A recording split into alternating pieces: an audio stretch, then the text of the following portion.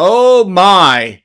The comparison by Supreme Court Justice Gundies Brown Jackson, where she compares African American voters with handicapped people and disabled people during the oral argument in the Louisiana versus Calais case, has really caught fire on social media and beyond.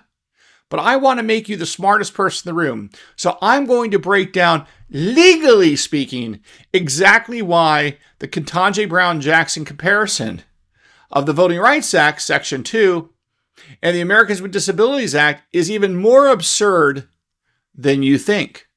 You're not going to want to miss this when we come right back.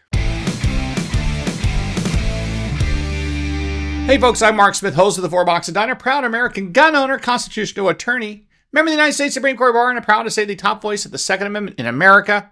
Thank you, 2025 Gundies Awards. All right, folks, so we covered this briefly in a prior video.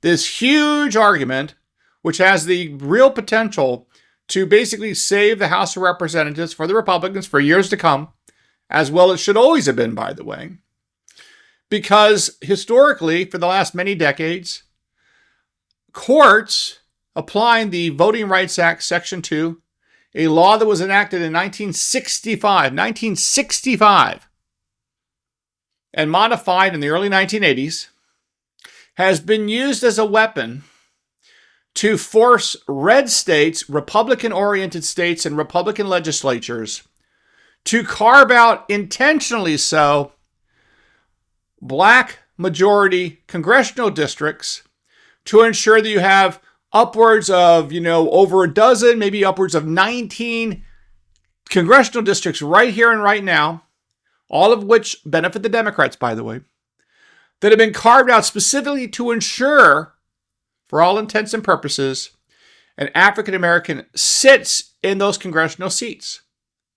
Now, of course, the Voting Rights Act is a statute, which means it is subservient to, it is below, in the pecking order of laws, the United States Constitution.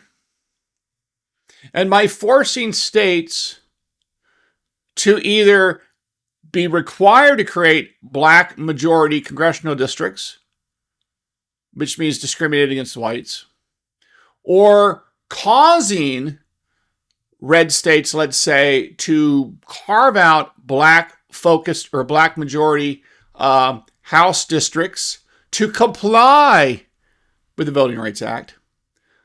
Either way, this is a form of race discrimination, which violates the 14th Amendment to the United States Constitution. This says that all people, based on, among other things, race, are entitled to the equal protection of laws. Because race is an immutable characteristic. You can't change your race. So we also fought a civil war, killing 600,000 Americans that gave rise to the 13th, the 14th, and 15th Amendments to the Constitution. And the argument is that the Voting Rights Act violates the 14th Amendment and the various constitutional provisions that require our country to be colorblind and prevent government from discriminating against one race over another. So that's the fight. But the purpose of this video is to address specifically to make you the smartest person in the room, to elevate your game about an argument that Supreme Court Justice Gundies Brown Jackson made during oral arguments in this case of Louisiana versus Calais, which of course is the Supreme Court argument that was just heard about whether or not the Voting Rights Act, either its existence or its application, violates the United States Constitution by engaging in race discrimination in favor of blacks against whites, and what that all means as a matter of constitutional law. During that argument, Gundies Brown Jackson, Supreme Court Justice, drew a comparison between African Americans trying to vote, trying to have congressional representation on the one hand, and the federal statute, the Americans with Disabilities Act, and the handicapped people or the disabled people who benefit from the Americans with Disabilities Act. Here's what she said at oral argument, and then we're going to break it down. Let's roll the tape. Congress passed the Americans with Disabilities Act against the backdrop of a world that was generally not accessible to people with disabilities. And so it was discriminatory in effect because these folks were not able to access these buildings. I guess I don't understand why that's not what's happening here. The idea is that we are responding to current day manifestations of past and present decisions that disadvantage minorities and make it so that they don't have equal access to the voting system, right? They're disabled. If we use the word disabled. So there you have it. So was Gundies Brown Jackson correct in drawing a comparison between the Americans with Disabilities Act and the Voting Rights Act in a case interpreting and applying the Voting Rights Act and figuring out whether or not that law violates the superior law, i.e. the United States Constitution, the 14th Amendment, and even to some degree sort of arguments about the 15th Amendment, but I don't want to go there. It's too geeky, unnecessary for this video. Well, here's the story, folks. It is clearly legally erroneous and silly to compare the Voting Rights Act with the Americans with Disabilities Act.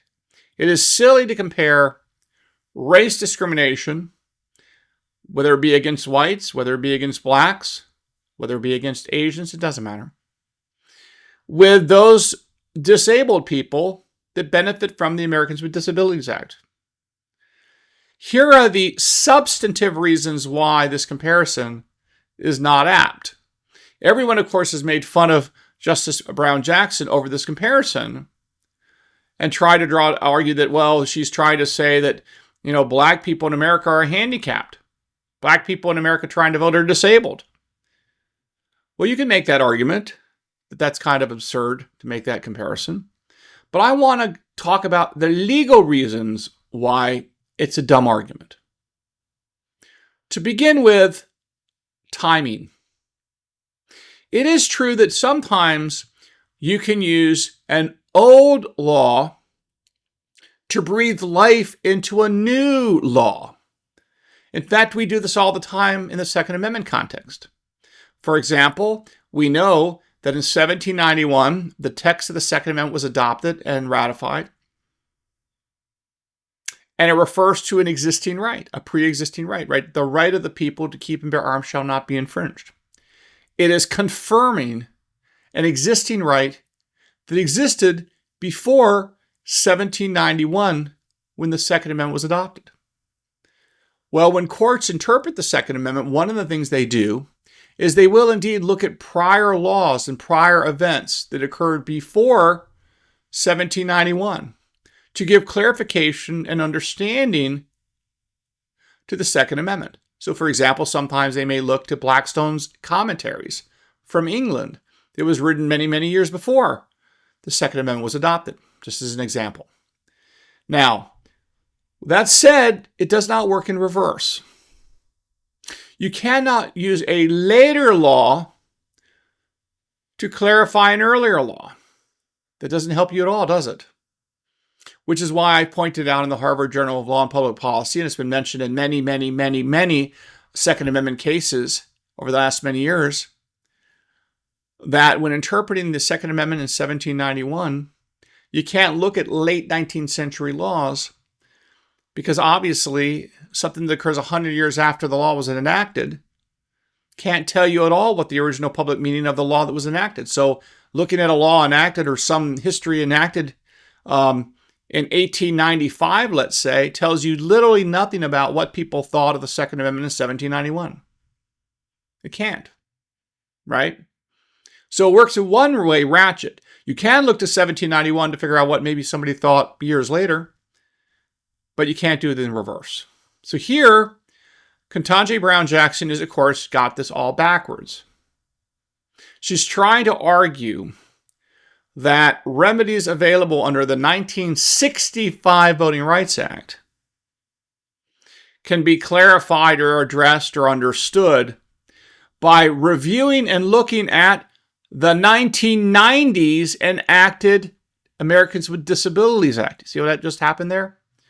Justice Gundies Brown Jackson is trying to justify the 1960s Voting Rights Act in a case involving the 1960s Voting Rights Act by referring to a law that was enacted decades after the Voting Rights Act was enacted. She was looking to the 1990s and the Americans with Disabilities Act.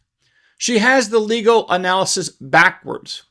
It's conceivable that you could draw some analysis or understanding of the Americans with Disabilities Act by looking at the Voting Rights Act, by looking backwards at a prior law. Theoretically, that under certain circumstances might give you some elucidation, but it cannot work in reverse. Whatever Congress was doing in the 1990s tells us nothing about what Congress is doing in the 1960s. She has the analysis completely backwards. That's first reason why her comparison of African American voting blocks with the disabled is not apt. But it gets worse than that. The second reason why none of this makes sense and why Justice Gundies Brown Jackson really makes no sense here is because the rights involving the Voting Rights Act are collective in nature. The rights involving the Americans with Disabilities Act are individual in nature. And what do I mean by that? When someone is disabled in a wheelchair, and Bob in a wheelchair cannot get up the stairs to get into an office building to visit his doctor, that hurts Bob in the wheelchair. And Bob in the wheelchair can go after, in some instances, the owner of the building, claiming that the owner of the building does not have an appropriate accommodation by virtue of the fact they did not install an elevator, let's say. So Bob, the individual American in a wheelchair, has a legal claim under the Americans with Disabilities Act to say, I can't get up, being violated. I get to sue under the Americans with Disabilities Act for an appropriate accommodation. Okay? Now let's compare the Section 2 rights under the Voting Rights Act. It's not talking about Bob, the African American who's not able to vote. What the Voting Rights Act, Section 2, that is at issue in Louisiana versus Calais, is actually talking about collective rights. That's right, collective rights. We don't talk about collective rights in the Second Amendment. We're talking about collective rights in the Voting Rights Act, though, here. Because to analyze whether or not there's a problem under Section 2 of the Voting Rights Act, you are allowed to ask yourself, is this particular state law or is this particular state-drawn map of congressional seats, does this have the effect on a voting block of African Americans that live in the area? You see what I'm saying? The Voting Rights Act Section 2 actually deals with collective rights of the collective group of African Americans in the relevant geographical area. It's talking about the blacks in the area as a voting block collectively. Are African Americans in the state of Alabama, in this particular part of the state, somehow collectively disenfranchised by not being able to send the Democratic House member of their choice to Congress? That's the question. So when Justice Gundies Brown Jackson draws a comparison with the Americans with Disabilities Act, which is about specific individuals with individual rights to sue because they cannot get accommodated and thus cannot park, cannot get to the doctor's office because of no elevator, things like this. In contrast, the Voting Rights Act Section 2 deals with collective rights, looking at African Americans as a voting block collectively. So you're comparing individual rights with collective rights in these two statutes, which is another reason why this comparison is not apt. The next reason why this makes no sense, and it's shocking that Justice Gundies Brown Jackson would make this comparison between African Americans on the one hand and disabled people or handicapped people on the other, is because let's think about the Constitution for a moment.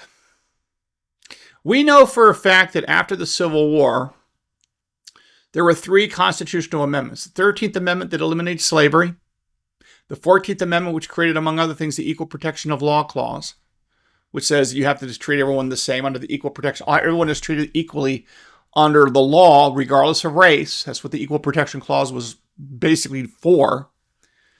And the 15th Amendment that says that African Americans have the right to vote and that Congress can take certain steps to make sure that they have the right to vote. and that right to vote is protected. So here's the thing, folks. Are there any specific references or historical bases to think that handicapped people, disabled people, are somehow a protected class under the U.S. Constitution? The answer is no. While discrimination against African Americans by state government would violate, among other things, the Equal Protection Clause of the 14th Amendment, there's really no strong argument for arguing that a state could not discriminate against, let's say, disabled people, handicapped people. Right? They're not really a protected class constitutionally. So theoretically, a state could discriminate against disabled people as a general matter. I mean, there's some technical restrictions, but very minimal. No different than would be applied to like all sorts of other generic groups. But certainly they would not be entitled to the same constitutional protections that, let's say, a race-based classification by the government would be subject to in court. So again, when Justice Gundies Brown Jackson is drawing comparisons between the clearly constitutionally protected class of Americans under the Equal Protection Clause, African Americans, over which we fought a civil war to free the slaves, and to compare that as a matter of constitutional law with disabled people who were not really even a protected class in any way, shape, or form until the 1990s, when the Americans with Disabilities Act was enacted as a statute, not a constitutional amendment, but a statute, you can see the difference. While African Americans would be protected by government mistreatment or malfeasance by the U.S. Constitution, as a general matter, disabled people are not entitled to such constitutional protections. So again, to draw these comparisons between these two groups just is irrational. So to sum up, yes, it's enjoyable and fun on the internet for people to make fun of Justice Gundies Brown Jackson with memes or whatnot, with this comparison between disabled people and African Americans in the context of the Louisiana versus Calais case. But the reality is, as a matter of legal substantive argument, as I've just articulated, the comparison is just goofy, just as a matter of law, as a matter of legal interpretation, going far beyond memes and little fun videos that are posted on social media. So hopefully these points make you the smartest person in the room. So again, thanks again for tuning in. Hope you enjoyed today's episode. Don't forget to follow me over there on X at @4boxes Diner. And don't forget to subscribe both to YouTube and to Rumble. And I look forward to talking to you again real soon here at the 4 Boxes Diner. Orders up. Table 2A.